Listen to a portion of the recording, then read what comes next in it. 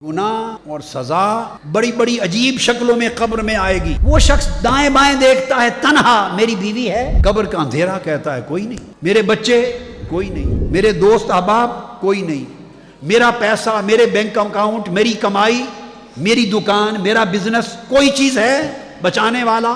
दाएं बाएं देखता है, कोई नहीं बचाता। उस वक्त हिसाब व किताब होगा, सवाब व अजाब का वक्त आएगा और गुनाह और सजा बड़ी बड़ी अजीब शक्लों में कब्र में आएगी। उस वक्त कब्र में लेटा हुआ आदमी दोबारा जिंदा हो जाता है। जब रिश्तेदार दफन करके मुड़ते हैं और फरिश्ते आते हैं, जब दो मुनकर नकीर, वो उठा के बैठा लेते हैं, युक एदान ही उठाकर बैठा देते हैं और वो शख्स जिंदा हो जाता है। दोबारा वापस मुड़ के जाने वालों के जूतों की आहट भी वो भी सुनता है। इतनी जिंदगी क्लियरली लौट आती है। उस वक्त उससे हिसाब व किताब होता है, सवाल जवाब होते हैं, बाद में फैसला होता है सवाब या अजाब का। तो अजाब की सूरतें सामने आती हैं। वो शख्स दाएं बाएं देखता है, तन्हा, मेरी बीवी है।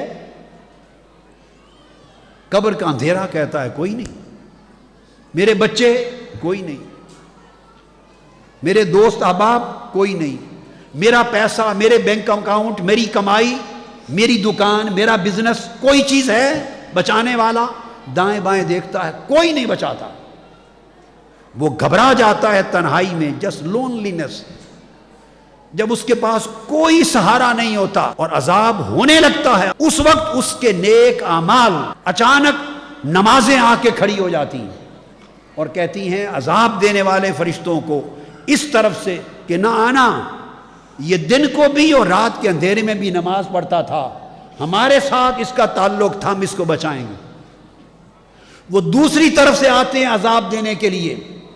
अजाब देने के लिए आते हैं तो उसका सदका और खैरात, जो माल उसने अल्लाह की राह में खर्च किया था, वो खैरात और चैरिटी आके दीवार बन के खड़ी हो जाती है और वो पैसा बोलता है। वो पैसा नहीं आता जो उसने रेस्टोरेंट्स पे खाया, वो पैसा नहीं आता जो अपने घर पे लगाया, अय्याशी पर, दुनिया पर, देख दिखलावे पर, शादी ब्याह पर, अपने रोब दबदबे बनाने पर, संभाल संभाल के रखने पर वो नहीं आता, क्योंकि वो उसका मालिक नहीं। सिर्फ वो पैसा आता है जो उसने अल्लाह की राह में खर्च किया था, जो खैरात किया था, सदका किया था, नेक मकासद के लिए खर्च किया था अल्लाह के हुक्म पर। वो सदका खैरात में दिया गया पैसा दीवार बन के खड़ा हो जाता है और कहता है कि मैं तुम्हें अजाब नहीं देने दूंगा। फिर वो अजाब देने के लिए और सिमत से आते हैं तो कुरान खड़ा हो जाता है कि रात को उठ के मेरी तिलावत किया करता था, आयतें आ जाती, नेक अमाल आ जाते हैं, सिला रेमी आ जाती है, खैरात और ihसान के अच्छे अमाल, अच्छे अखलाक, नेकियां आ जाती हैं। वो नेकियां जिनको हम हकीर समझते थे, वही मुश्किल वक्त आया तो कब्र में बचाने के लिए आ गई। तो क़यामत तक उन नेकियों का साथ रहना है, दुनिया का साथ नहीं रहना। फिर क़यामत के दिन भी उन्हीं का साथ रहना है, नेकियों का। तो इसलिए आका अलैहिस्सलाम ने फरमाया, और सहाबा, अंबिया, औलिया, आइम्मा ये कहा करते थे कि बंदे जो यहां रह गया वो तेरा नहीं, जो तुम पीछे छोड़ गए वो तुम्हारा नहीं, जो तुम आगे भेज गए, मरने से पहले आगे भेज गए, वो तुम्हारा है। ये एक दूसरा कॉन्सेप्ट है और ये स्पिरिचुअलिस्टिक कॉन्सेप्ट है, ये डिवाइन कॉन्सेप्ट है, ये कॉन्सेप्ट ईमान है।